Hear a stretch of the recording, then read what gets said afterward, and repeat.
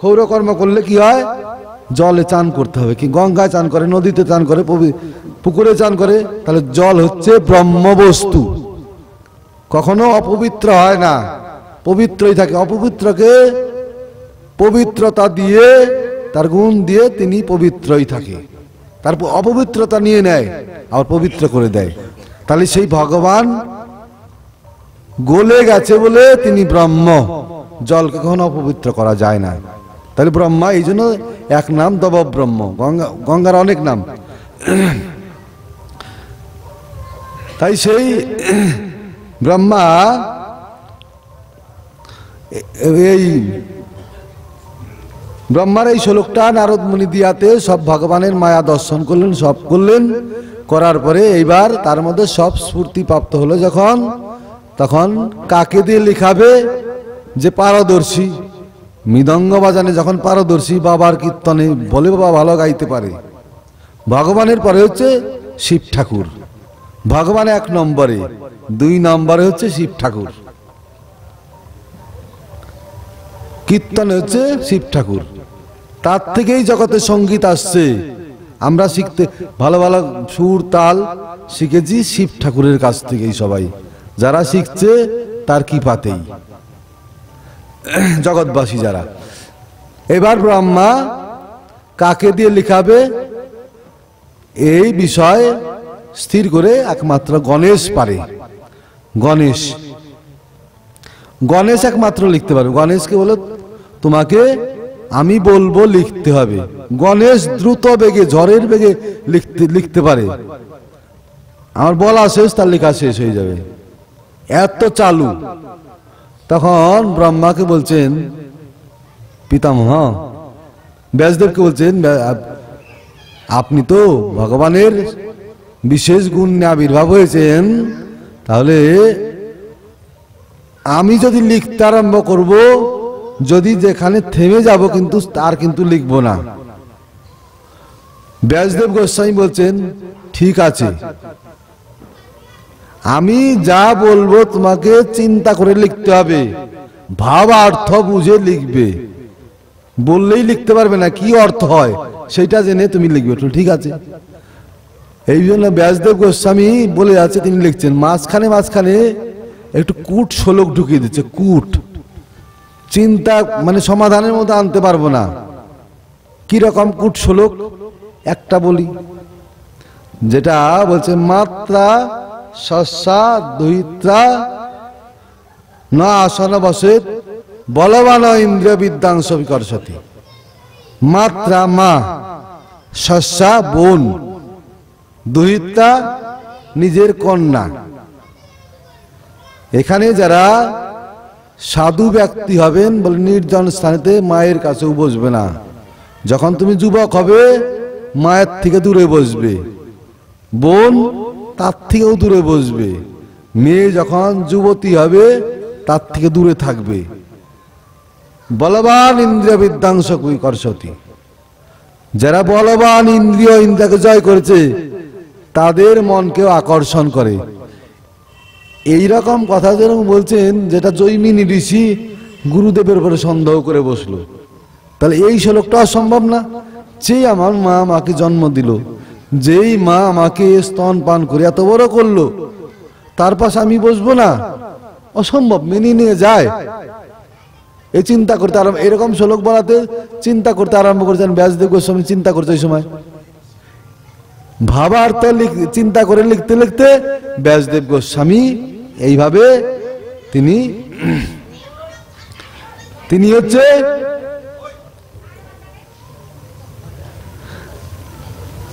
এইভাবে 18,000 শ্লোক তিনি আমাদের সামনে জীব জগতের কাছে তিনি স্থাপনা করলেন। তাহলে এইটা কার দ্বারাতে প্রচার করব? এই জগতে ভাগবত বুঝবে এরকম কোনো ব্যক্তি নেই। এরকম কোনো ব্যক্তি নেই যে ভাগবতটাকে, যে পুরো তিনি এই জগতের চিন্তার বাইরে গেছে, ভেদ ভাবনার বাইরে গেছে। সুখদেব গোস্বামী কিন্তু ভেদ ভাবনার বাইরে গেছিল। তার জন্মটা একই দিনে প্রসঙ্গ তিনটে, কোনটা শেষ হবে না। সংক্ষেপ হয়, যাই যত দূর পারি দেখি বলি, তাই তো ভালোভাবে বললে সবার ভালো লাগবে, আমার ভালো লাগবে। খেতে বসে যদি একটু একটু খেতে দেই, এই জিবার খাবার জিবাই থেকে গেল, পেটে আর ঢুকলো না, পেট তো ভরলো না, আনন্দ হবে? কি খাবার দিল একটু একটু, এরকম খাবার দেওয়ার থেকে না দিয়া ভালো। এই বুকে বলতে বলতে যাব বাড়িতে। সেই সুখদেব গোস্বামী জন্ম সূচনাটা কি, যে ভগবান শঙ্কর মৃত্যুকে জয় করেছেন, তিনি মরবে না কোনোদিন, ভগবানের ভক্তি লাভ করে মৃত্যুকে জয় করেছেন। পার্বতীকে বলছে, প্রভু আপনি তো মৃত্যুঞ্জয়, তাহলে আমাকে সেই ভাগবত তত্ত্ব উপদেশ করুন যাতে করে আমি অমর হয়ে যাই। শিবের কৃপাতে দেবতারা অমর হতে পারেনি, দেবতাদের গুরুদেব বৃহস্পতি তিনি পারেনি, অসুরদের গুরু শুক্রাচার্য শিব ঠাকুরের কাছ থেকে সেই মন্ত্রটা শিখেছিল, মৃত্যু সঞ্জীবনী মন্ত্র, মরে গেলে বাঁচাতে পারবে। দুইজন গেছে তপস্যা করতে, এটা বললেন, দুইজন তপস্যা করে কার কাছে? শিব ঠাকুরের কাছে। ইন্দ্র গেছে এদিকে শুক্রাচার্য গেছে, যাওয়ার পরে যেটা জ্ঞান লাভ করার পদ্ধতি, শুক্রাচার্য ষষ্ঠাঙ্গে শিব ঠাকুরের কাছে পড়ে রয়েছে, আর অভিমানী ইন্দ্র, আমি দেবতা বড়, মাথার কাছে দাঁড়িয়ে রয়েছে। শিবের ডাকেনি কেউকে, যখন ধ্যান ভাঙবে ভাঙবে, আমি পড়েই থাকবো। শুক্রাচার্যের কথা, 1 বছর পরে 1 বছরেই আমি পড়ে থাকবো এইভাবে, তারপরে আমি জ্ঞান লাভ করব, সেই তত্ত্বটা লাভ করব। যখন ধ্যান ভেঙে দেখলো, আরে শুক্রাচার্য তুমি কখন এসছো? ইন্দ্র বলছে, আমি আগে আসছি। বলে, কে আগে আসছো, কে পরে আসছো? আমি দেখেছি যাকে, তাকে আমি তার সঙ্গে কথা বলছি। কি চাই বলো তো? প্রভু মৃত সঞ্জীবনী মন্ত্র চাই। বলে, মামার বাড়ির তো লাড্ডু নয়, মামা দাও খাবো, চাইলেই পাওয়া যাবে না। যদি তোমাদের মধ্যে কেউ 1 বছর কাল, আজকে অমাবস্যা, এই তিথিতে 1 বছর পর্যন্ত এই তিথিতে সমাপ্ত করবে, পা দুটো উপর দিকে থাকবে, মাথাটা ঝুলবে মাটিতে,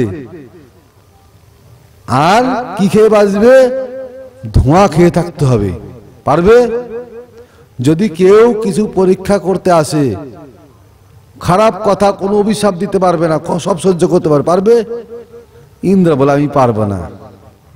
তার শিষ্যগণকে শুক্রাচার্য বলছেন, শিষ্যগণ তোমার ব্যবস্থা করো, গুরুদেব আপনি করবেন না। আরে গুরুর উপরে কথা বলে, যেটা বলছি তোমরা সেটা করো। ঝুলিয়ে দিল গুরুদেবকে, উপর দিকে টাঙিয়ে দিল, আর হচ্ছে মাথাটা ঝুলছে। আগুনের ব্যবস্থা করো, ধোঁয়া দিয়ে যাচ্ছে, সবসময় ধোঁয়াই দিয়ে যাচ্ছে। তার জন্য তপস্যা ভঙ্গ করার জন্য তার আগে ঘটনা হয়েছিল, 1 দিন 2 দিন 4 দিন 5 দিন 7 দিন, এভাবে যখন 10 দিন হয়ে গেল, লক্ষ্মী দেবী নারায়ণকে বলছেন, হে কমল নয়ন নারায়ণ, এই শুক্রাচার্য তো কোনো কষ্টই হচ্ছে না, কষ্ট হচ্ছে না। বাচ্চা যেমন তার মায়ের স্তন পান করে, বাচ্চার কষ্ট হয় না, মায়েরও কষ্ট হয় না, আনন্দ হয় দুই উভয়েরই। ঠিক সেই রকম তো। বলে, দেবী দেখো মানুষ কি করতে পারে, যদি আমার জন্য একটু সংকল্প করে, আমি সংকল্প পূরণ করে দেই, তাকে সিদ্ধি করে দেই। যদি 1 পা যদি আমার জন্য কেউ এগিয়ে আসে, তাহলে 10 পা এগিয়ে যাই। বলে, তারা চেষ্টা করছে, তিনি চেষ্টা করছে, ক্ষমতা শক্তি দিচ্ছে আমি দেবী, এই জন্য আমার কি পাতে শুক্রাচার্যের কষ্ট হচ্ছে না। তখন ধ্যানটাকে ভাঙার জন্য ইন্দ্র দেবতা অনেক ব্যবস্থা করলো। ইন্দ্র দেবতার মেয়ের নাম হচ্ছে জয়ন্তী, তার ছেলের নাম হচ্ছে জয়ন্ত। জয়ন্তকে ভগবান রামচন্দ্র 1 চোখ কানা করে দিয়েছিল। কেন দিয়েছিল? সীতা দেবীর পায়ে ঠুকুর মেরেছিল, তার সৌন্দর্য দেখে লোভ সামলাতে পারেনি। এই জন্য ভগবান রামচন্দ্র অস্ত্র ছেড়েছিল না, কোথাও ঘুরে যখন জায়গা পাচ্ছে না, রক্ষা পাচ্ছে না, আবার ভগবান রামের কাছে এসে ক্ষমা চাইলে যখন প্রাণে মারিনি, এক চোখ কানা করে দিয়েছে। জয়ন্তী আসে বলবো আবার আমি করব, শুকনো লঙ্কা এনে সেখানে ফেলছে। যখনই শুকনো লঙ্কা ফেলছে কাশি উঠছে, কাশি উঠার সঙ্গে সঙ্গে নাক দিয়ে মুখ দিয়ে রক্ত বেরোচ্ছে। তাকিয়ে দেখলো ইন্দ্রের মেয়ে জয়ন্তী। অভিশাপ দিতে চাইছে, বলে অভিশাপ দিলে আমার সিদ্ধি হবে না। চোখ বুজে তপস্যা করছেন জয়ন্তী, চিৎকার করছে আগুন বন্ধ করো। শুক্রাচার্যের শিষ্যরা এসে গাড়ে ধাক্কা দিয়ে বের করে দিয়েছে, ভারী ধাক্কা দিয়েছে, ধোয়া এরকম কাঁচতে আরম্ভ করতে, রক্ত বেরোচ্ছে। সেই সময় শিব ঠাকুর চিন্তা করলো এই তো মারা যাবে। সবাইকে শিব ঠাকুরের মোহন বিদ্যায় দ্বারায় মোহিত করে দিল, সবাই ঘুমিয়ে গেল। শিব ঠাকুর প্রকট হয়ে বলে বৎস, তাকে ওখান থেকে তুলে বৎস তোমার তপস্যা সফল হয়েছে, নাও তুমি মন্ত্র নাও। মৃত সঞ্জীবনী মন্ত্র শুক্রাচার্য অসুরদের গুরু পেয়েছিল, কিন্তু বৃহস্পতি পায়নি। তাই সেই কথাই অমরনাথে অমরনাথ দর্শন করতে যায় কাশ্মীরে। অমরনাথেতে পাহাড়ের শিব ঠাকুর তৈরি হয়, এই বরফের, এই ঠান্ডা পড়লেই না তৈরি হবে, আবার গলতে থাকে। সেখানে দুইজন পায়রা থাকে, শিব আর হচ্ছে পার্বতী, পায়রা রূপে ওখানে আছেন। কারো ভাগ্য হলে দেখতে পারে, না হলে দেখতে পারে না। প্রত্যেক দিন পূজারি ভোগ লাগাবে, দুইজন এসে খেয়ে যাবে, কোথায় থেকে উড়ে এসে খেয়ে যাবে। শিব পার্বতী সেখানে থাকে। সেখানে যখন জানালো পার্বতী, প্রভু আপনি তো অমরত্ব লাভ করেছেন, আমাকে অমরত্ব লাভ করাতে হবে। দেবী ভাগবত কথা তোমাকে শুনতে হবে। ঠিক আছে শুনবো, আমি কিন্তু মনের ভাবেতে চোখ বন্ধ করে বলবো।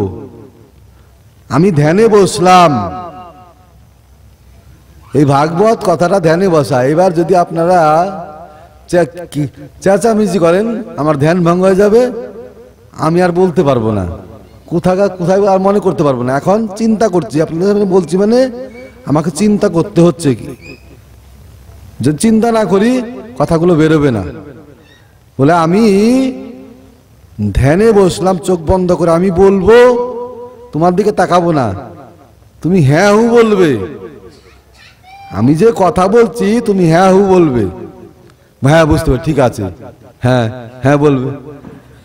যেই পার্বতী জগতের লোককে মোহিত করে দেয়, ঘুম পাড়িয়ে দেয় ভাগবত কথা বললে, সেই পার্বতী আজকে মায়া দেবী, তিনিই মোহিত হয়ে গেছে ভগবানের মায়াতে, তিনি ঝিমাচ্ছে।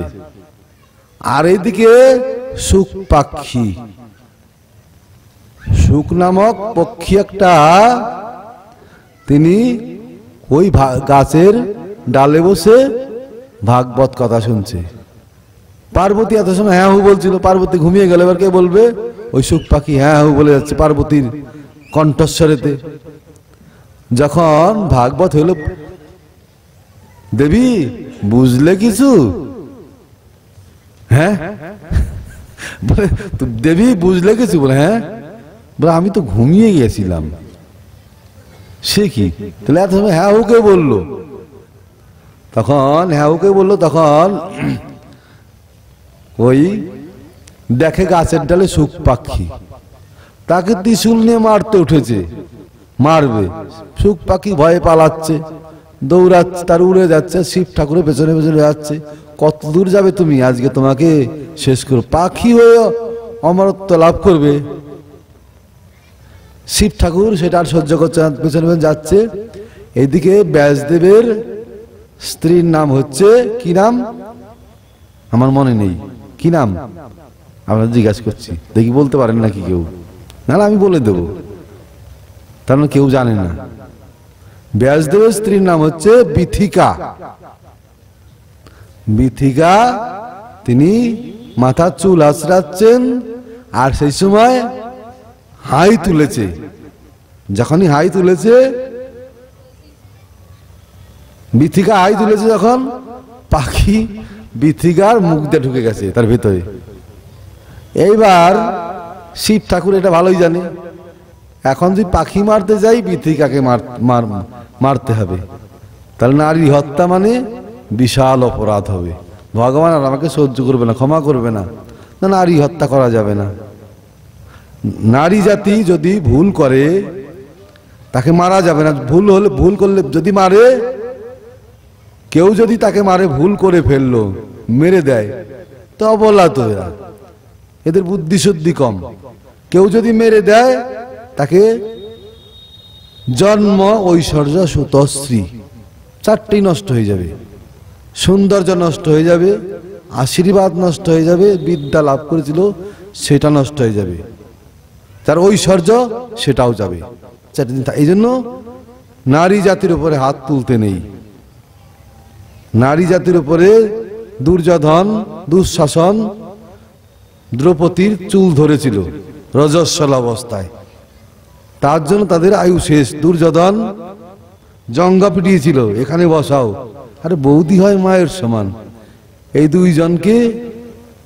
দুইজন না, তার 100টা ভাইকে মরতে হলো, শক্তি কম ছিল না। ওই একটাই কারণ, নারী জাতির উপরে তারা অত্যাচার করেছিল। রজস্বলা অবস্থা তার গায়ে স্পর্শ করতে নেই, তাকে চুলে ধরে নিয়ে আসছে বড় সবার মধ্যে, বলে উলঙ্গ করে দাও। কি রকম দুঃসাহস এদের, তার জন্য কৌরব বংশ সব শেষ হয়ে গেল। এই জন্য নারী জাতির উপরে কখনো হাত তুলতে নেই। যারা ধার্মিক লোক শত অন্যায় অপরাধ করলেও কিচ্ছু বলবে না, যা করবে ভগবান করবে, আমি যদি করি কেন, আমি সেই পাপটা আমি কেন নেব, সে অপরাধটা আমি কেন নেব। শিব ঠাকুর ঘুরে চলে গেল। তাই আরম্ভ হয়ে গেল জন্মের সূচনা সুখদেব গোস্বামী। সুখদেব গোস্বামী 10 মাস 10 দিন হলে মায়েদের বাচ্চা প্রসব হয়, কিন্তু এই সুখদেব আর হচ্ছে না। এইভাবে করতে করতে তিনি 16টা বছর মাতৃগর্ভে রয়েছে। ব্যাসদেব গোস্বামী বলছে, হে পুত্র, মায়ের গর্ভ থেকে বের হও, মা মরে যাবে তো। বলে, বাবা আমি বেরোবো না, এই জগতের মায়ার তাণ্ডব নিত্য, আমি সব ভুলে যাব, বড় আনন্দে আছি মাতৃগর্ভে, আমি বেরোবো না। ব্যাসদেব চিন্তায় পড়ে গেল। ব্যাসদেব সেই সময় ভগবান আছে, ভগবান কি করব, 16টা বছর থেকে বাচ্চা আমার স্ত্রীর গর্ভে আছে, সে তো মরে যাবে, মরে যাবে। তখন ভগবান এসছে, এটা তো উদ্ধার করতে যাবে। বলে, হে পুত্র, বেরোচ্ছে না কেন, বেরো। ভগবান বলছে, ভগবানের মায়া ধরবে আমাকে। আরে আমি ভগবান, আমি ভগবান, আমি ভগবান বলছি, আমি ভগবান, তোমাকে মায়া ধরবে না, তোমাকে জগতে আসলে মায়া ধরবেই। কি রকম তোমাকে ধরবে? গরুর শিং, গরুর শিংটা কেমন থাকে? গরুর শিংয়ের মাথায় যদি একটা শস্য দেওয়া হয়, কত সময় থাকবে? থাকবেই না তো, দিয়ে ছাড়বে না, সঙ্গে সঙ্গে গড়িয়ে পড়ে যাবে। হে পুত্র, গরুর শিংয়ের মধ্যে যে শস্য দানা কেউ যদি দেয়, যত সময় থাকবে তত সময় তোমার, ওইটুক সময় তোমাকে মায়া ধরবে, তারপর ছেড়ে দেবে। ভগবানের কথাতে বেরোলো, নারীটা কেটে দিল, কে মা কে বাবা আর দেখছে না, তিনি চলে যাচ্ছে, জঙ্গলে চলে যাচ্ছে। আর ব্যাসদেব গোস্বামী পেছনে পেছনে যাচ্ছে, ডাকছে, হে পুত্র, কই পুত্র, হে পুত্র, পুত্র পুত্র বলে যাচ্ছে। ব্যাসদেব গোস্বামী চিন্তা করছেন, এই পুত্রটা সাধারণ কেউ নয়, একে আমি ভাগবত তত্ত্ব উপদেশ করব। একে যদি ভাগবত তত্ত্ব উপদেশ করি, ধারণ করতে পারে, তাহলে কি হবে? জগতের মঙ্গল হবে, একে ভাগবত দেব। এবার হচ্ছে, আর সুখদেবের হয়ে স্থাবর জঙ্গল পাহাড় পর্বত কে কার পুত্র? বলছে কে কার পুত্র, কে কার পুত্র? এইভাবে যেতে যেতে যখন, আপনারা শ্লোক বলছি না, শ্লোক বললে আর সময় হবে না, ঘটনাগুলো বলছি, কেন সময় কম, সময় কারোর জন্য অপেক্ষা করে না। 9টা পর্যন্ত টাইম দিয়েছেন, হয়তো একটু বেশি বলতে পারবো, বেশি বল, আবার বেশি বললেও রাত হবে, সময় থেকে একটু বেশি হবে। তো সে কে কার পুত্র যেতে যেতে আমাদের স্বর্গের দেবীরা সরোবরে যখন চান করে তখন কি করে, কাপড় রেখে নগ্ন অবস্থায় তারা সরোবরে চান করে, যুবতী যুবতী তারা সব দেবীরা। এইবার ওইখান দিয়ে যাচ্ছে,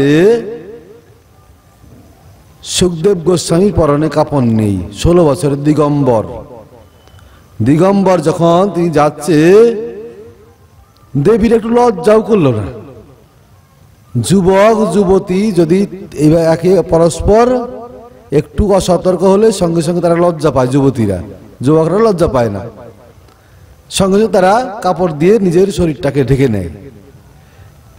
এই যুবক সুখদেব গোস্বামী যাচ্ছে নগ্ন অবস্থায়, ওরাও নগ্ন অবস্থায় চান করে যাচ্ছে, তাকিয়ে দেখলো কাপড় পরছে না।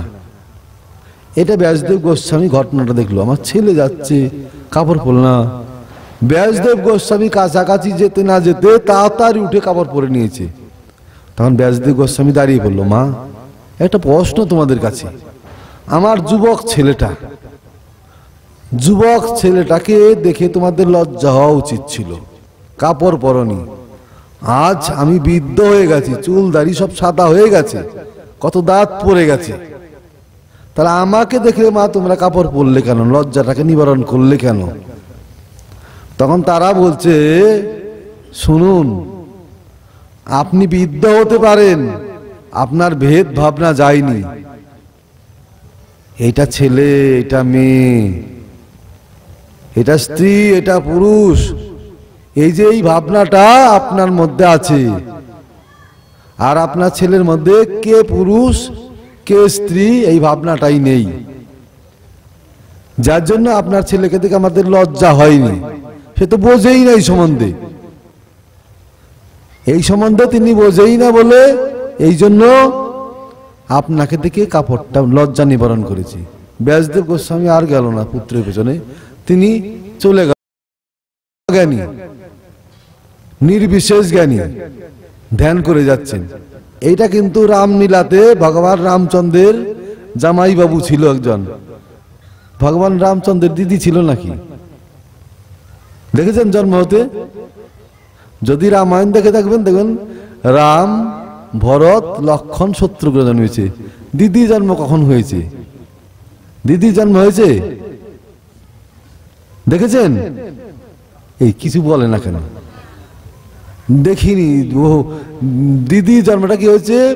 দশরথ মহারাজের আগে পুত্র সন্তান ছিল না, অনেক পরে হয়েছে। দশরথ মহারাজের একজন ঋষি বন্ধু ছিল, সাধু, তার 2 জন পুত্র ছিল, একজন পুত্র একজন কন্যা। তার নাম হচ্ছে রোমপাদ।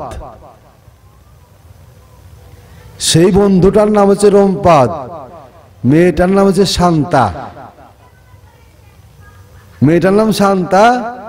বন্ধু হলে যা হয়, গলায় গলায় বন্ধু।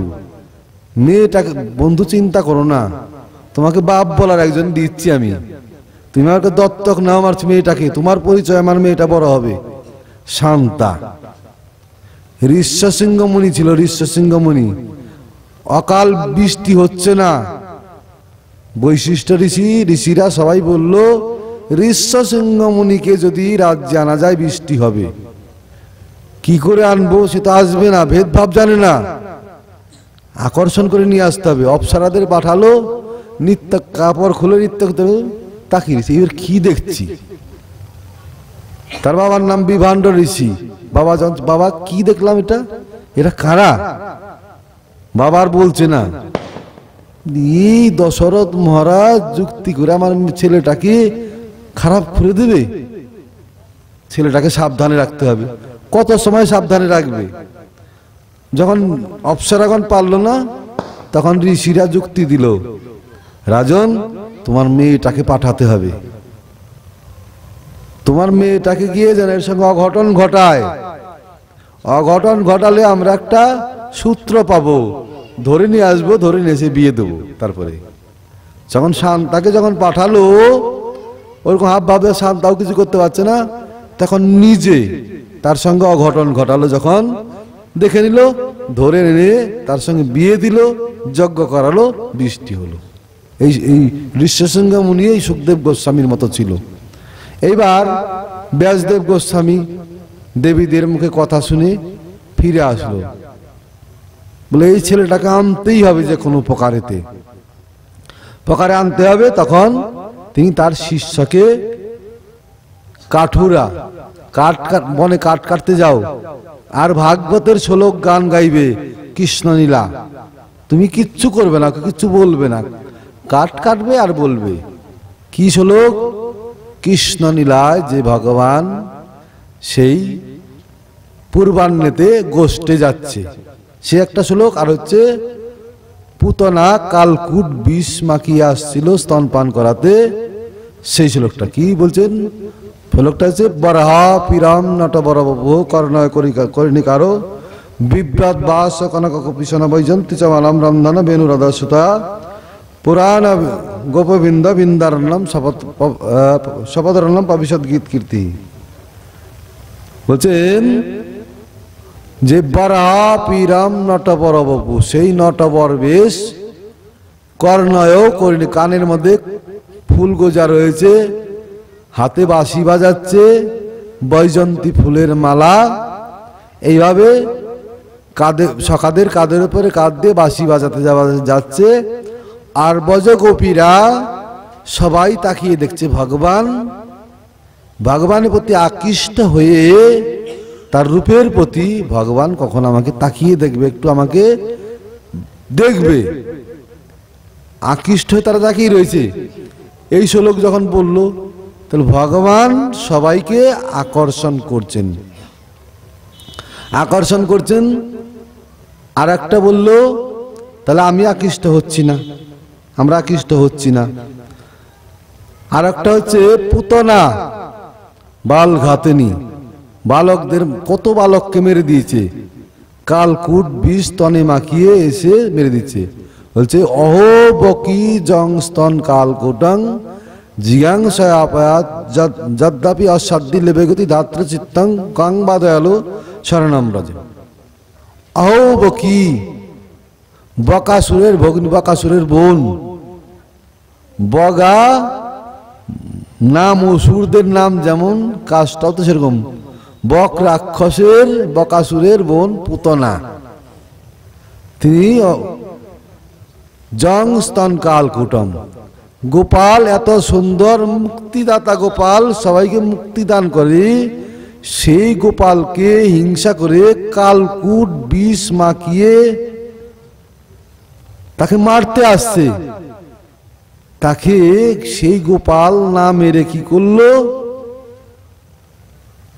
কিভাবে তাকে মাতৃগতি দিয়ে দিল।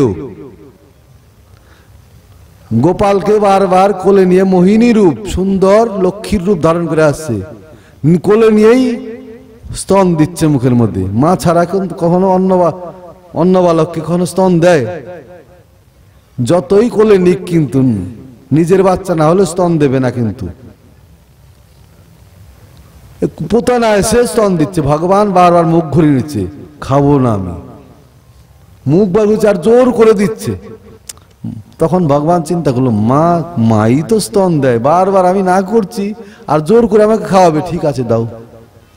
ভগবান কালকুট বিষ মাখানো স্তনে যখন মুখ দিল, ভগবান টান দিয়েছে, এবার আকর্ষণ। পুতনা নিজের রূপ আর রাখতে পারলো না, বলছে গোপাল ছেড়ে দে, আমি মরে গেলাম। গোপাল বলছে মনে মনে, এ কি বলছো তুমি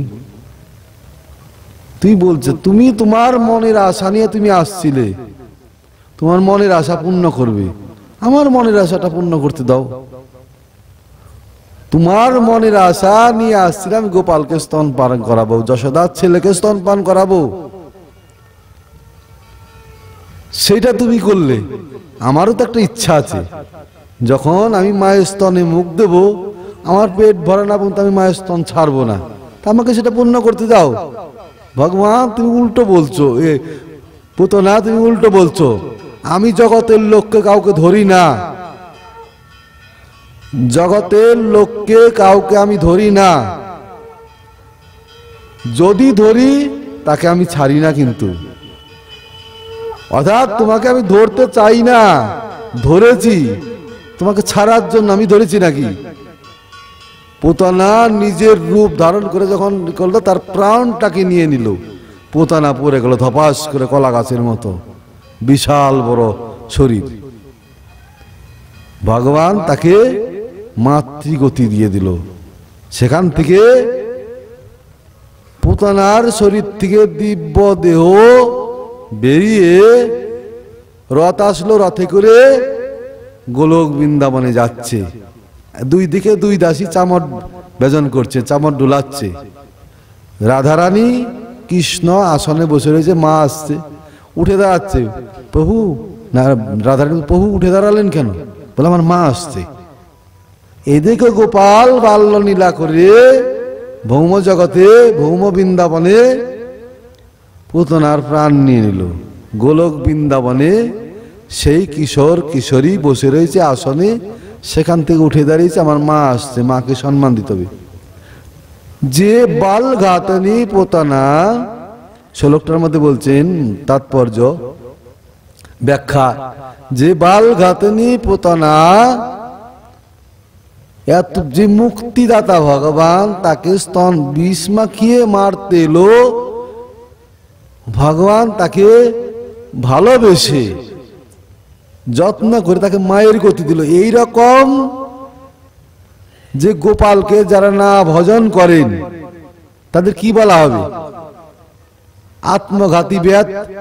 যারা ভজন করে না তারা আত্মঘাতী। নিজের আত্মাকে নিজেই ধ্বংস করে। এই কথা যখন কীর্তন করলে বন্ধ করে দিয়েছে। এই কথাটা সুখদেব গোস্বামী সেখানে তপস্যা করছেন, ধ্যান করছেন। তখন সুখদেব গোস্বামী ব্রহ্মজ্ঞানী, ধ্যান ভেঙে গিয়ে সবিশেষ যে গোপাল ভগবান, সেই ব্রহ্মের প্রতি আকৃষ্ট হয়ে গেল। সুখদেবী গোস্বামী এসে বলছে ব্যাসদেবের শিষ্য, আরো কি বলো, আরো আছে কি বলো, আরো বলো।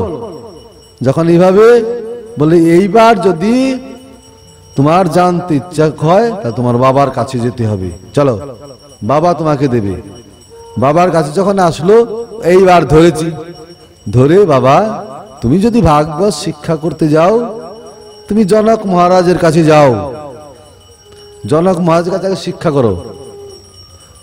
জনক মহারাজের কাছে গিয়ে জনক মহারাজ ভেতরে কুমারীগণকে নিয়ে, কুমারীগণ তার সেবা করছেন। খবর দিলে একটা ছেলে আসছে, তার লোক ছেলে আসছে, আপনার সঙ্গে সাক্ষাৎ করবে। 4 দিন জনক মহারাজ বেরোয়নি। 4 দিন যখন বেরোয়নি, বেরিয়ে দেখে একই অবস্থায়। আমাদের কি এবার রাগ হবে, কেমন গুরু, দরকার নেই আমাদের শিক্ষা করা এরকম গুরুর কাছে। 4 দিন আসছি, 7 দিন আমাকে দাঁড় করে রেখে দিচ্ছে, খেতে বলছে না, বসতে বলছে না, ঘুমাতে বলছে না, আমার দরকার নেই এরকম গুরু। 4 দিন যখন দাঁড়িয়ে রয়েছে, জনক মহারাজ অবাক হয়েছে, এর পক্ষেই সম্ভব। ইনি জগতে ভেদভাব ভুলে গেছে, ক্ষুধা তৃষ্ণা সব ভুলে গেছে। ভগবান যে অমৃত তাকে পান করে বসে রয়েছেন, তার ক্ষুধা তৃষ্ণা বাঁধে না। তিনি সন্তুষ্ট, তাকে শিক্ষা দিল। ব্যাসদেব, তোমার ছেলে যোগ্য ছেলে, তাকে ভাগবত জ্ঞান তখন দিল, ভাগবত। এবার পরীক্ষিত মহারাজ, তিনি, তার কথা একটু বলতে হবে। পরীক্ষিত মহারাজ মৃগয়া করতে গেছে, হরিণ শিকার করতে গেছেন জঙ্গলে, তার রাজ্যে। হরিণ শিকার করতে খুব তৃষ্ণার্ত, জল তেষ্টা পেয়েছে, কোথাও জল পায়নি। জল না পেয়ে তখন তিনি ঋষির আশ্রমে আসে। শ্রমিক মণি ধ্যান করছেন। যারা ধ্যান করে এই জগৎ দেখবেন এখান থেকে শরীর থাকে অথচ প্রাণ থাকে না। এরকম একটা মায়াপুরে একজন ছিল, সে নষ্ট করে ফেলেছে এই বিদ্যাটা, সে নষ্ট করে ফেলেছে। সে দুপুরে রোদের মধ্যে ছাদের মধ্যে বসে গেল। বসে গিয়ে ধ্যানে আসার আগে দেখো, তোমরা কিন্তু আমার শরীরটাকে নষ্ট করবে না, আমি একদিন দুদিন আসবো না শরীরে, তাই বলে তোমরা শ্মশানে আমার শরীরটাকে পুড়িয়ে দিও না, তাহলে কিন্তু আমি কোথায় যাব। এইভাবে তখন আমরা লক্ষ্য করতাম, আরো কয়েকজন লক্ষ্য করতাম, ধ্যানে বসে শরীর থেকে যে আত্মাটা বেরিয়ে গেল বোঝা যাচ্ছে। কোথায় চলে গেল সে? চলে গিয়ে দিব্য জগতে ভগবান যেখানে লীলা করছেন সেখানে গিয়ে দর্শন করছে, তার সেবা করছে। সেবা করার পরে আবার আসছে, আসার পরে আবার যখন শরীর ঢুকছে পুরোটা শরীরটাকে ঝাঁকিয়ে নাড়িয়ে দিচ্ছে। তখন তার ভাব মূর্তি দেখে বোঝা যেত কি তার মনে একটা প্রসন্ন আনন্দ। তিনি কারো হাতে কিছু খেত না, যা কিছু জল পর্যন্ত খাবে না, আমাদের হাতেও খেত না। বনগার দিকে কোথায় গিয়েছে, কার পাল্লায় পড়ে সেখানে কি খেয়েছে, খাওয়ার পরে বিদ্যা তার নষ্ট। আর সে কত চেষ্টা করে, পারলই না। যার কাছে শিখেছিল তাকে আর কোনোদিন দেখতে পাইনি, হয়তো সে দেহ রেখেছে। এইভাবে ধ্যানের বিষয়, এইভাবে শ্রমিক মণি শরীর আছে, শরীরে আত্মা নেই, অতল তলে ডুবে গেছে, ভগবানের চিন্তায় লীন হয়ে গেছে শ্রমিক মণি। এই পরীক্ষিত মহারাজ তখন তার বয়স হচ্ছে 36 বছর বয়স, যুবক, 36 বছর যুবক। সেই সময় তিনি বারবার ঋষিবার আমাকে একটু জল দেবেন, জল দেবেন, তৃষ্ণার্ত অনেক বারবার বলছেন। বারবার বলাতে ঋষির ধ্যান ভাঙেনি। তখন তার মধ্যে একটু কলি কিভাবে ঢোকে, সেখানে তখন মরা সাপ ছিল। সেই সাপ কি করলো, ধনুকের ডগা দিয়ে ঋষির গলায় জড়িয়ে দিয়ে চলে গেল। চলে যাওয়ার পরে এইটা আমি রাজা হয়ে, আমি হচ্ছে পঞ্চ পাণ্ডবের বংশধর, ভগবানের বোনের বংশধর, ভগবানের বোন সুভদ্রা, সুভদ্রার ছেলে অভিমন্যু, অভিমন্যুর ছেলে আমি। এইরকম দুর্বুদ্ধি আমার মনের মধ্যে আসলো। পঞ্চপাণ্ডব আমার দাদু হয়, ভগবানের সঙ্গে ডাইরেক্ট সম্বন্ধ ছিল। এইরকম দুর্বুদ্ধি, ঋষির গলায়, সাধুর গলায় আমি সাপ জড়িয়ে দিলাম। আমাদের সব দাদুরা সাধুদের রক্ষা করত, এরকম অন্যায় করলাম। ভগবান, যে অন্যায়টা করলাম আমার একটা সাজা হওয়া দরকার, বিহিত হওয়ার দরকার। যে অপরাধটা করলাম, অপরাধের একটা শাস্তি হওয়ার দরকার। এদিকে শ্রমিক মণির ছেলে সিঙ্গি ঋষি, সিঙ্গি বাচ্চাদের সঙ্গে খেলা করছেন। কোনো বাচ্চা দেখেছেন যে সিঙ্গি ঋষির বাবার গলায় মরা সাপ জড়িয়ে দিয়েছে? তোর বাবার গলায় দেখ মরা সাপ জড়িয়ে দিয়েছে কে? ওই রাজা।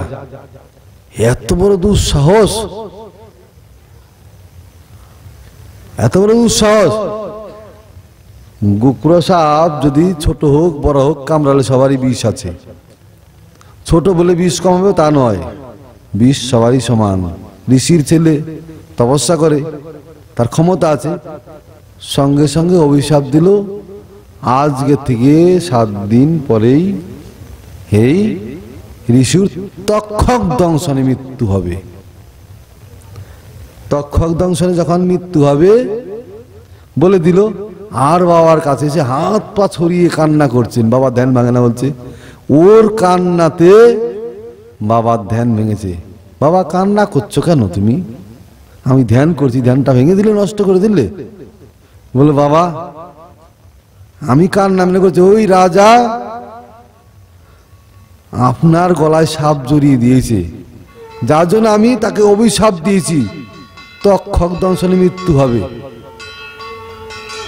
বাবা তুমি অন্যায় করেছো। কি অন্যায়টা করেছো? তার রাজ্যে আমরা বাস করি, তিনি আমাদের দেখেন বলে আমরা সুন্দর সুষ্ঠুভাবে তপস্যা করতে পারছি। তিনি যদি না দেখেন যে শত্রুরা এসে আক্রমণ করলেই আমরা ধ্যান করতে পারবো না, সেই রাজাকে অভিশাপ দিয়েছো আমার এবং অতিথি। অন্যায় করেছো। হায় কি অন্যায়টা করেছো? তোরা তোমার অভিশাপ তো অন্যতা হবে না, 7 দিন পরে মরবেই। তখন শ্রমিক মণি বলল, কাউকে তুমি একটা রাজাকে সংবাদটা দিয়ে দাও তাড়াতাড়ি, যেন তিনি এর একটা বাঁচার একটা রাস্তা বের করতে পারে। খবরটা দাও গিয়ে শিখে কেউ গিয়ে রাজন সেই পরীক্ষিত মহারাজ সেই সময় চিন্তা করছেন আমার একটা বিহিত হওয়ার দরকার, যে অন্যায়টা আমি করলাম যেন আমার এর একটা সাজা হয়। সেই সময় গিয়ে কেউ বলছে, রাজন আপনার তো ব্রহ্মশাপ হয়েছে, আপনার তক্ষক দংশনে মরতে হবে। যেমন পরীক্ষিত মহারাজ রাগ করলেন, যেমন আমি কর্ম করেছি তার তেমন ফল। তখন পরীক্ষিত মহারাজ চিন্তা করলো আমার আর কোনো উপায় নেই, আমি সমস্ত ছেড়ে দিলাম। তখন জন্মেঞ্জয়, পরীক্ষিত মহারাজের ছেলের নাম জন্মেঞ্জয় বালক, বাবা তোমাকে আমি রাজ্য অভিষেক করাচ্ছি, আমার ব্রহ্মশাপ হয়েছে, আমাকে এবার একটা বিহিত করতে হবে। তখন এবার জন্মেঞ্জয়কে অভিষেক্ত করে দিয়ে তিনি চলে গেল প্রায় প্রবেশনে শুকরতলেতে। সুখদেব গোস্বামী এখনো আসেনি, 60,000 ঋষি সেখানে। সবার কাছে গিয়ে বলছে আমার 7 দিন পরে আমার মৃত্যু হবে, বলুন এর বিহিতটা কি, আমি কি করে রক্ষা পাবো? কেউ বলছে যজ্ঞ করো, কেউ বলে ধ্যান করো, কেউ দান করো, ইত্যাদি বহু কথা বহু জনে বলছে, তার মন প্রসন্ন হচ্ছে না। আনন্দের কথাটা, ভগবানের কথা বললে আনন্দ হয়, এই জন্য একটা কথাই বলেন আমরা, প্রচলন হয়ে গেছে, নানা মুনি নানা মত। এক একজন মুনি এক এক রকম কথা বলছে, মন প্রসন্ন হচ্ছে না, তার নানা মুনি নানা মত। সেখানে ব্যাসদেব গোস্বামী বসে আছে। ব্যাসদেব গোস্বামী ভাগবত লিখেছেন, তিনি ভাগবত তত্ত্ব উপদেশ করতে পারত, তিনি বলতে পারছে না। ভগবান তাকে দিয়ে লিখালো, তিনি বলতে পারছে না। ব্যাসদেবের বাবা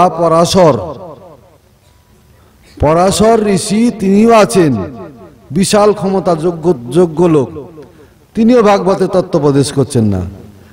পরাশরের বাবা আছে সত্য ঋষি, তাহলে তারা 3 পুরুষ পর সভাতে বসে, তাহলে এরকম হাজার হাজার বছর 60,000 ঋষি, কেউ তার সমাধান দিতে পারছে না। মৃত্যুর ওষুধটা কেউ দিতে পারছে না। মরার ওষুধ কেউ বের করতে পেরেছেন জগতে? কেউ পারেনি। সবাই মরতে আরম্ভ করছে। সময় হলে জন্মাচ্ছে, সময় হলে মরতে হচ্ছে। এ করে ওইখানে পরীক্ষিত মহারাজ কারো কাছে সমাধান পেল না। এইদিকে সুখদেব গোস্বামী পরনে কাপড় নেই, ছোট ছোট বাচ্চারা বলছে, ঢিল ধরছে, পাগল পাগল পাগল বলে। আর সুখদেব গোস্বামী চলে যাচ্ছে, ওদের দিকে কানও দিচ্ছে না, তোমরা আমাকে মারছো কেন, এই কথাটাও বলে না, চলে যাচ্ছে। যেতে যেতে কোথায় যাচ্ছে? ভগবানের ইচ্ছাতে সেই শুকর তলেতে যখন সেই ঋষিগণের সভা থেকে প্রবেশ করলো, পরীক্ষিত মহারাজ সঙ্গে সঙ্গে উঠে তাকে বন্দনা করলো। তখন বাচ্চারা বলছে আমাদের দেশের রাজা তু।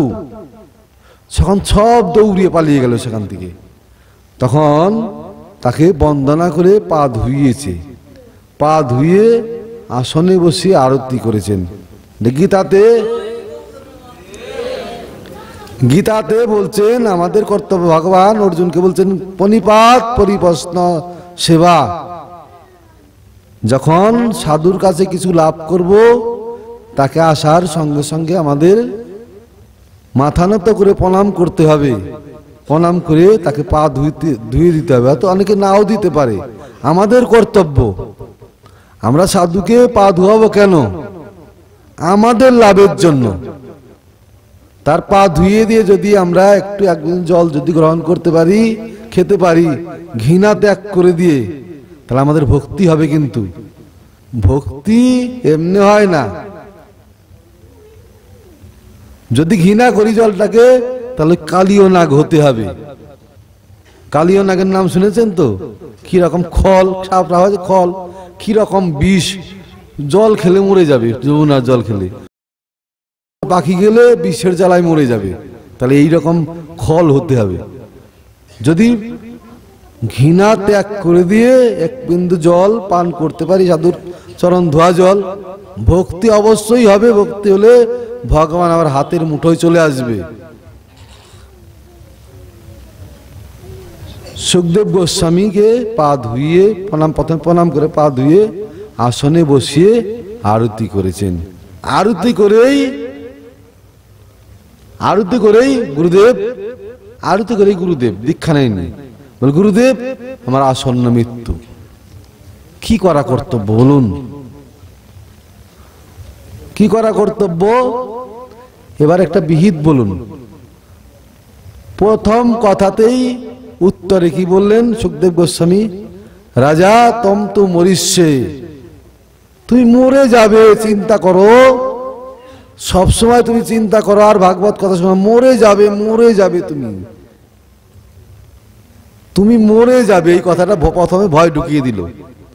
বিধানরা একবার একটা লোক মোটা সুটা গেছে, কিছু হয়নি, খুব মোটা ভীষণ, যাওয়ার সঙ্গে সঙ্গে ডাক্তারবাবু একটু দেখুন না, এই চলে যাও তুমি মরে যাবে, আমার কাছে চিকিৎসা নেই। এই ভয় ঢুকিয়ে দিল। বাড়িতে গিয়ে খাওয়া দাওয়া বন্ধ করে শরীর কমে গেছে। তুমি কদিনই মরে যাও, শরীর শুকিয়ে যখন কমে আসছে তখন গিয়েছে। তোমাকে আমি ভয় ঢুকিয়ে দিয়েছিলাম, যদি ভয় না ঢুকাতাম তা তুমি এরকম চিন্তা করতে না, তোমার শরীর হালকা হতো না। এইবার তুমি ভালো হয়ে যাবে, যাও, তোমার মরবে না তুমি। সুখদেব গোস্বামী প্রথমেই ভয় ঢুকালো, কিন্তু মরে যাবে, চিন্তা করো সব সময়। তখন প্রশ্ন করছেন পরীক্ষিত মহারাজ, আমাদের মতো বদ্ধজীবের প্রতিনিধি হয়ে অথো পিচ্ছামি সংসিদ্ধিম যোগিনাম পরম গুরুম পুরুষশ্রেয় যৎকার্য মিয়মানস্য সর্বতা।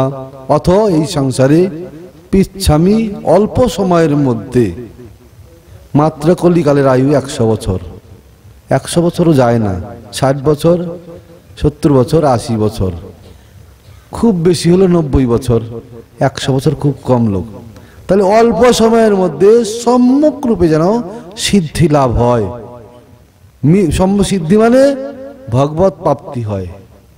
আপনি এই যে এত ঋষিরা রয়েছে, যোগী নাম পরম গুরু, যোগীদের আপনার বাবা আছে, তার বাবা আছে, তার বাবা আছে, এদেরও পরম গুরু, বাবার বাবা, সবার গুরু আপনি।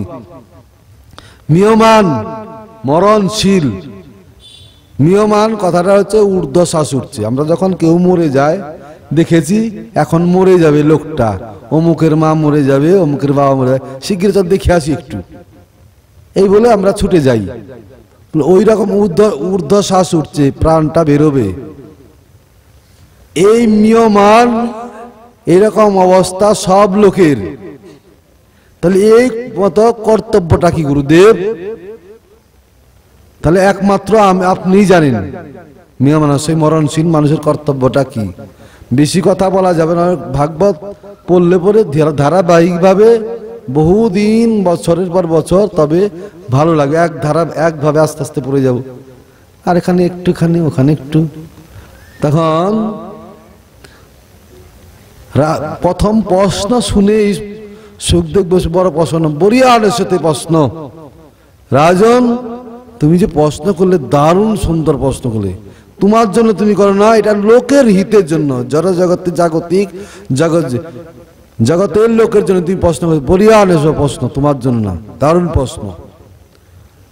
বলছে এর থেকে যদি নিবৃত্তিতে পেতে চাও, এই মরণের মৃত্যুর হাত থেকে যদি মৃত্যু পেতে চাও,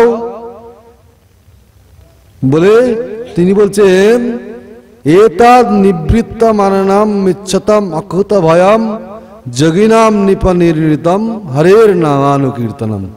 এর থেকে যদি তুমি নিবৃত্তি বাড়তে চাও, কেউ যোগের পন্থা করছো, কেউ জ্ঞানের কথা, কেউ কর্মের কথা, সমস্ত যার যার সমস্ত কর্মবাদ রেখে একমাত্র তোমরা প্রত্যেকেই হরির নাম আশ্রয় করো। যেটা কলিকালে বলে গতি নাই, ইহা বই গতি নাই, গতি নাই, গতি নাই। হরের নাম হরের নাম হরের নামইব কেবলম কলব নাস্তেব নাস্তেব নাস্তেব নাস্তেব গতির অন্যথা। তিনবার করে বলছে দৃঢ়তা, এছাড়া আর কোনো গতি নাই। এর থেকেই হরির নামের দ্বারাই তুমি রক্ষা পাবে। তো লাস্টে তিনি শেষ করলেন হরির নাম দিয়ে। প্রথমে হরির নাম দিয়ে শুরু করলেন, মাঝখানে হরির নাম, লাস্টে হরির নাম। নাম সংকীর্তনম যস্য সর্ব পাপ পনাশনম পাওনামনম দুঃখ সমানম তম নামামি হরিম পরম। হরি একমাত্র প্রসন্ন হয় তার নামের মাধ্যমে।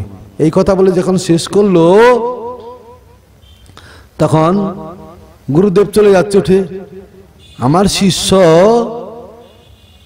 কিছু বলবে, তার কাছে কিছু প্রণামী নেব, সেই সব কোনো কথা শেষ, উঠে হাঁটা দিচ্ছে। ভাগবত সপ্তাহ করে সুখদেব গোস্বামী চলে যাচ্ছে, কাউকে তাকিয়ে দেখছে না। তখন প্রণাম করে বলছে গুরুদেব আমাকে শেষ আজ্ঞাটা দিন, আমাকে মরার আজ্ঞাটা দিন, আমি তো মরে যাব, এই আজ্ঞাটা তো আপনাকে দিতে হবে। বলছেন তখন উল্টো কথা বলছে এবার, রাজা তম তো মরিষ্যে পশুপতি মামজয়ী, তুমি যে মরে যাবে এটা হচ্ছে পশু বুদ্ধি। গুরুদেব আগে বললো তুমি মরে যাবে চিন্তা করো, লাস্টে বলছে তুমি যে মরবে এই কথা পশু বুদ্ধি। তুমি এখন অমৃত পান করেছো, ভাগবত যদি কেউ পান করে তার কখনো মৃত্যু হয় না। তিনি এই শরীর ছাড়লে পরেই কি হবে, তিনি হচ্ছে ভগবানের শালক্ষ মূর্তি, সারিপ্য মূর্তি, বিভিন্ন মুক্তি আছে, তার মধ্যে সেবা সুখ যে ভগবানের সঙ্গে ডাইরেক্ট সম্বন্ধ, দাসত্ব, ভগবানের দাসত্ব দাসী, সেইটা প্রাপ্ত হয় ভগবানের কাছে। এই শরীরটা পঞ্চভূতের পঞ্চভূত ক্ষিতি অপতেজ মরুদ্বম, এই মায়ের থেকে শরীরটা বেশি, মায়ের কোলেই এই শরীরটা থাকবে, কিন্তু আত্মাটা চলে যাবে। আত্মার স্বরূপটা জীবের স্বরূপ হয় কৃষ্ণের নিত্য দাস। সেই দাসত্বে ভগবান রাধা গোবিন্দ ললিতা বিশাখা আদি সমস্ত অষ্টসখীবৃন্দ ইত্যাদি বহু তাদের সঙ্গে পুনরায় মিলন, যাকে বলে back to home, back to god. আসছিলাম বিদেশে বাড়ি ছেড়ে, বাবা মাকে ছেড়ে, এবার আমার কাজ শেষ, আমি চলে গেলাম আমার বাড়িতে। স্বরূপতে সবার হয় গোলকতে স্থিতি। এইটাই হচ্ছে ভাগবতের আবির্ভাব। সুখদেব গোস্বামী পরীক্ষিতের যে সংবাদের মাধ্যমে আমাদের ভগবত প্রাপ্তি ভক্তি লাভ, কার জারাতে, সাধুর কৃপাতে। আপনারা কিন্তু ভক্তি করুন না করুন, যতটাই করুন, কিন্তু সাধুর প্রতি শ্রদ্ধা ভক্তি রাখবেন। কম কতটা কে বেশি করলেন সেটা বড় কথা নয়। একটুখানি দাঁড়ান, ওই একটুখানি বলতে ওই দামোদর ব্রতের কথাটা। দামোদর ব্রতেতে অনেক কিছু খেতে নেই, খাওয়ার কথাটা বললো, তারপরে যশোদামা কি করে গোপালকে বাঁধলো। যেমনি প্রকারে দেখুন চাতুর্মাস্যই করতে হয়, তার মধ্যে দেখুন আমরা পারি না, গৃহস্থ লোক, আপনাদের হয়ে বলছি আমি গৃহস্থ লোক, তা আপনারা সবাই গৃহস্থ, তাহলে আপনাদের মাঝখানে এসে গেছে আমিও গৃহস্থ। গৃহস্থ থেকে জন্ম হয়েছে, আমার মা গৃহস্থ, বাবা গৃহস্থ, তাহলে গৃহস্থ না আমি যে ভগবানের গৃহস্থ। এখন ভগবানের সংসারে আছি, তাহলে গৃহস্থ, বড় গৃহস্থ আমি, আপনারা ছোট গৃহস্থ। ভগবান কিন্তু সব থেকে জগতে বড়, তাহলে ভগবানের পক্ষে, ভগবানের বাড়িতে আছি যখন, তাহলে আমি সব থেকে বড় গৃহস্থ, আপনারা ছোট ছোট গৃহস্থ। তা আপনাদের ছোট বানিয়ে দিয়েছি, আমি বড় হয়ে গেছি।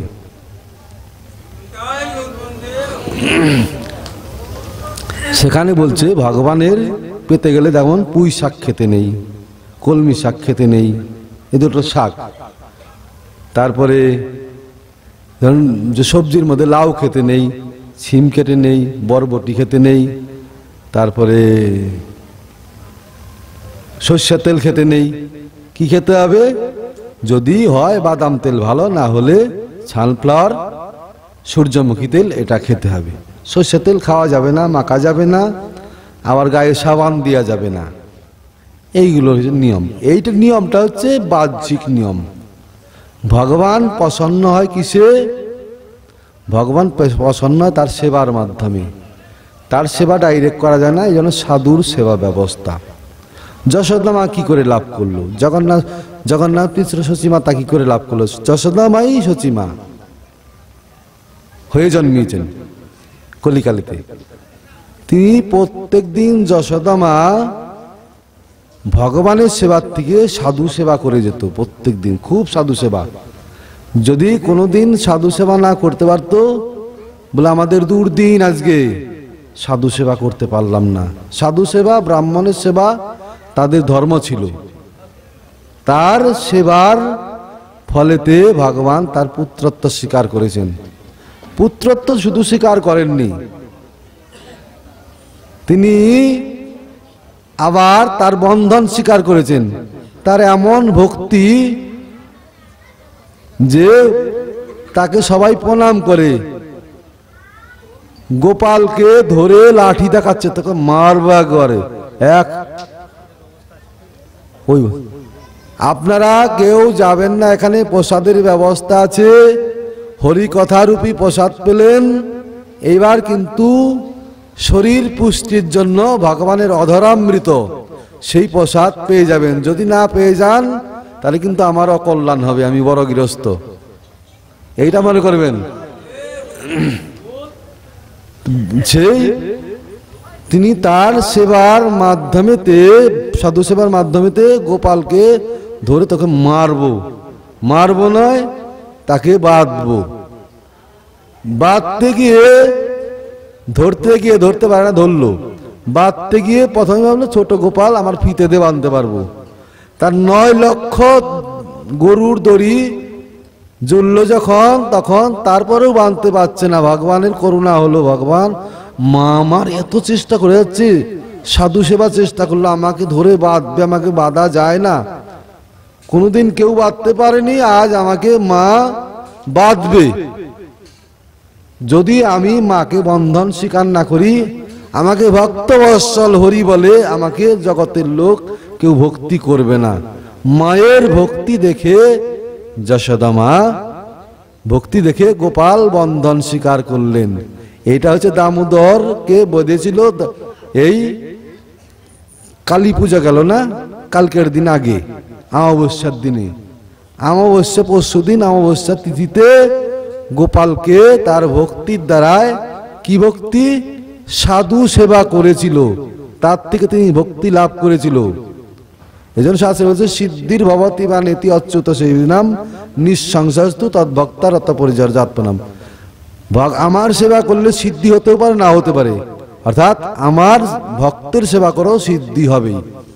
সেটা যশোদা মা ভক্তের সেবা করে সিদ্ধি লাভ করে আজ সাক্ষাৎ ভগবানকে পুত্র রূপে পেয়ে তিনি মনের মতো তাকে চুমু খাচ্ছে, তাকে স্তন পান করাচ্ছে, ইচ্ছা মতো মারছে, যা খুশি তাই করছে। গোপাল তার বশ, কিন্তু আমাদের বশ নয়। গোপাল বলে আমি বড় প্রসন্ন, আপন জ্ঞানেতে আমাকে সেবা করে।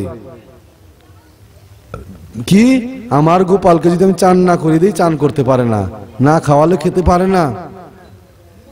তা গোপাল ছোট বালক, আমার প্রতি ভরসা করেন, কেন তিনি সেবা করেছিল। দেখুন অল্প কথাই বলতে পারলাম না, এখানেই কথা বিশ্রাম দিতে হবে। যাই হোক, আপনারা এই অধমের কথা একটু মনে রাখবেন, কথাগুলো কি বললাম, তাহলে আপনাদের মঙ্গল হবে, হবেই। আমি আজ বলছি অবশ্যই মঙ্গল হবে, মঙ্গলময়ের কথা।